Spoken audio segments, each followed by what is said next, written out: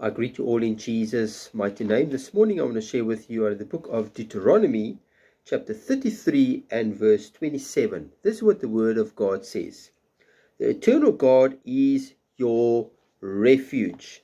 If we go to Psalm chapter 9 and verse 9, it says, the Lord also will be a refuge for the oppressed, a refuge in times of trouble.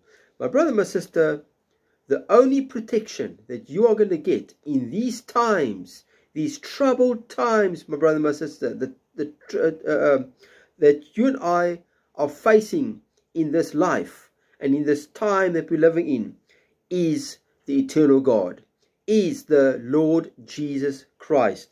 He says in Psalm chapter 9 verse 9, the Lord also will be a refuge for the oppressed, those who are going through oppression.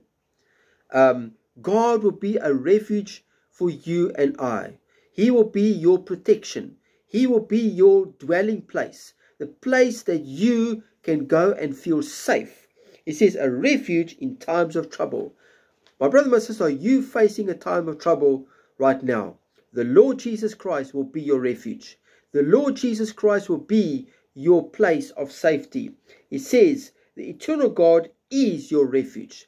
The eternal God is your refuge, my brother, my sister. You and I, we cannot run for safety in this world. We cannot run for safety even to the government. We cannot run for safety to people. We need to run for safety to the Lord Jesus Christ.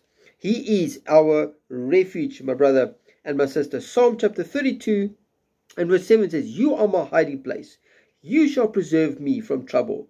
You shall surround me with songs of deliverance. My brother, my sister, God needs to be your hiding place.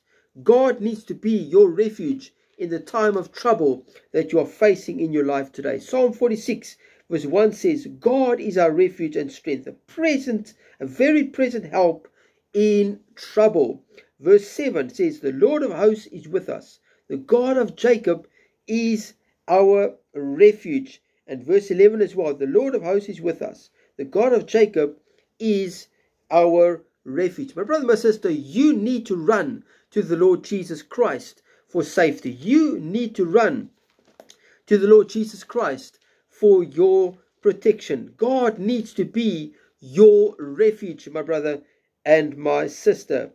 You need to run to the Lord Jesus Christ. He is your refuge. He is your dwelling place. Not the things of this world, not the systems of this world, but the Lord Jesus Christ.